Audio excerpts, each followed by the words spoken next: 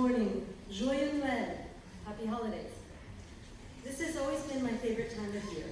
From my earliest recollection, Christmas was this magical season full of happiness, anticipation, and excitement, of time spent with family and friends, and a moment to pause our busy lives and enjoy the present.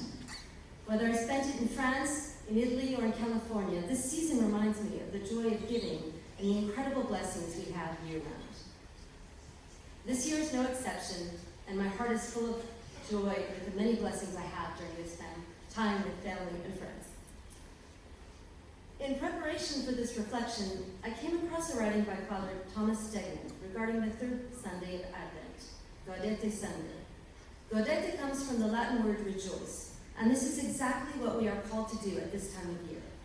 Throughout his letter to the Philippians, the Apostle Paul reminds us that no matter what our circumstances, we have a reason to be joyful. Despite his dire condition at the time of writing, imprisonment under the threat of death, Paul gives us the imperative to take joy in every instance. In Philippians 4:4-9, he states, "Rejoice in the Lord always. I shall say it again, rejoice. Have no anxiety at all, but in everything, by prayer and petition, with thanksgiving, make your requests known to God. Then the peace of God that surpasses all understanding will guard your heart and minds in Jesus Christ." Well, despite my best efforts, I'd be lying if I said I didn't have some anxiety before speaking to you today. So it is by prayer and petition that I find myself here in the midst of this reflection. Even though the holiday season is supposed to be joyous, there are many who struggle during this time when the world tells them they're supposed to be joyful, but they aren't. Which begs the questions, how can we always be joyful? What can we do in our everyday lives to rejoice always? Well, I don't have the answers to these questions. I can share a few things I have learned that have the potential to sabotage the joy we are intended to experience: comparison and worry. When Mr. Cronin asked me to deliver today's reflection, my first instinct was to ask, why me? Immediately, words from our liturgical theme song came to mind. We don't feel ready, we don't feel steady. Question what we really have to give. While this song is intended to inspire us to action, to be the change the Lord calls us to be, it hit home as I wavered in accepting this invitation to speak. Do I really have something of value to share with all of you? I asked myself, what would I most need to hear if I were a teenager again, sitting in your seats? Then, as I remembered all of the amazing reflections I had heard over the last 3 years, lyrics from another liturgical theme song came to mind, and more self-doubt came in. Am I good enough? Do I measure up? And lastly, when I managed to silence the radio in my brain, another question. If I do this, will I embarrass my daughter? Who, in her amazing maturity and grace, would never tell me even if I did. So there they were, my two nemesis, comparison and worry.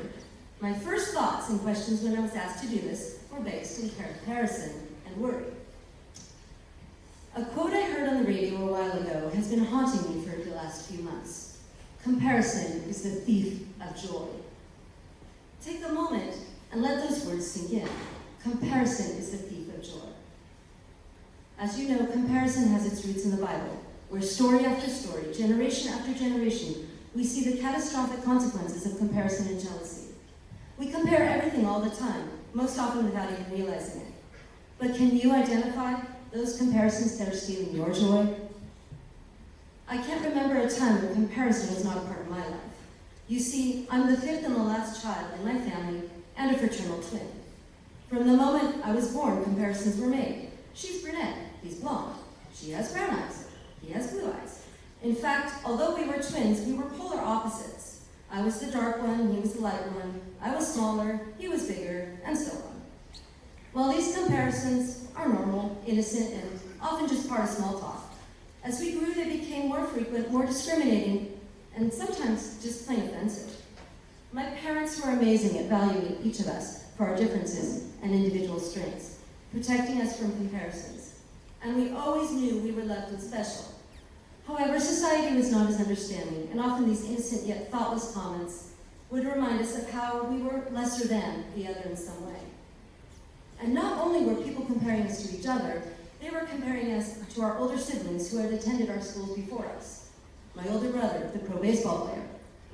My gorgeous older sister, Miss Popularity, star athlete, and homecoming queen. How could I ever measure up to them? Growing up in their shadow, often compared to them, led to self-imposed feelings of insecurity and inferiority. As a result of this constant comparison, I was always worried about the qu'en dira-t-on, as we say in French. What will people say? And more importantly, what would people think as they compared me to them? Please don't misunderstand. I had a very happy childhood, but through my teenage years, I spent so much time comparing myself and worrying about what others would think that I often took for granted the many blessings and the gifts that I already had. Luckily, I grew up in a time when social media didn't exist, and the only comparisons we could make were those we observed in the real world. It was much easier then to shut out those negative thoughts and protect ourselves from being sabotaged and bombarded with opportunities to let comparison steal our joy. A quote attributed to Eleanor Roosevelt is a striking reminder of the power we have to change our thinking and keep comparison from stealing our joy. No one can make you feel inferior without your consent. And yes, I'll shamelessly admit that I first heard this from the Princess Diaries, but I wish I had heard it at your age. By worrying about what others think and letting negative comments get to us, we give up our power to be happy and take joy in our present circumstances. Worrying what others think and letting comparisons get the better of us leads me to another way we can resolve to experience joy, as indicated in Paul's imperative. Have no anxiety at all, but in everything, by prayer and petition, with thanksgiving, make your requests known to God. I might personalize the earlier quote to sound like this: worry is the thief of my joy. A self-diagnosed control freak, I can't remember a time when I didn't worry about something. Ask anyone in my family, and they will tell you that not only do I worry about day-to-day things that are somewhat in control, such as the outcome, I often worry about things completely out of my control, such as the outcomes of soccer games or the weather, or just anything. From setting 5 alarms in the morning, checking and rechecking to make sure the house and car are locked, and getting to the airport ridiculously early. Unfortunately, I inadvertently create an environment of stress and tension that can be rough on myself and my family.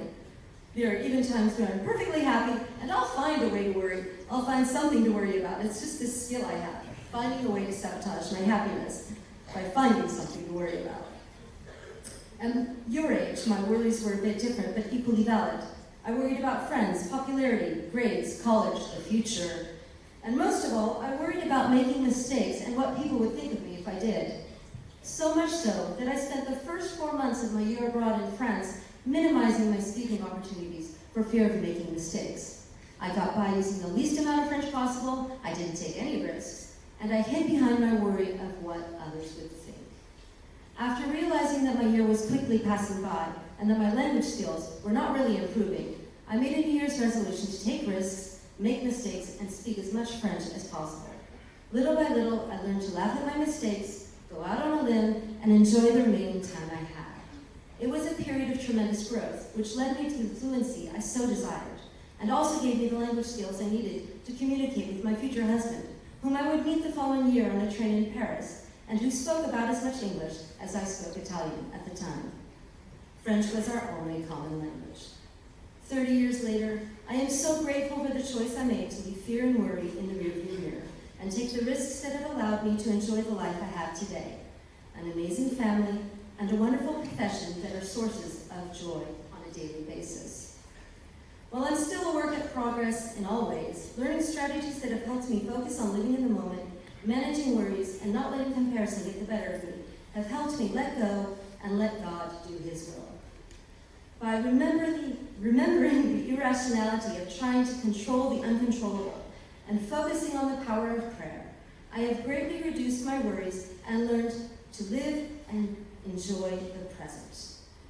I often think of many of you students who are worrying about your college apps, the future, and a host of other things, and hope that you too will find ways to stay in the present and not let worry or comparison steal your joy. In September, I had the privilege of supervising an agape retreat with an amazing group of sophomores and senior retreat leaders. Not a cell phone or a computer was in sight, and everyone simply spent time together without the temptation of hiding behind a screen. In such a short time, there was a sense of true community, friendship, and happiness, culminating in an impromptu concert offered by Cameron Oliver and Justin Meyer, whose piano talents prompted the retreatants to gather around the piano and break out into song. There wasn't a moment of comparison or worry, just a sense of collective joy. And coming back to Gaudete Sunday, I'll leave you with an Italian proverb that has its origin in the Latin word godete, and reminds us to be grateful and enjoy all things, just as we heard in the Thanksgiving reflections. Chi si accontenta gode. Well, it has been translated in a variety of ways. It literally translates into, he who is content enjoys, and means that we should be grateful for and enjoy what we have.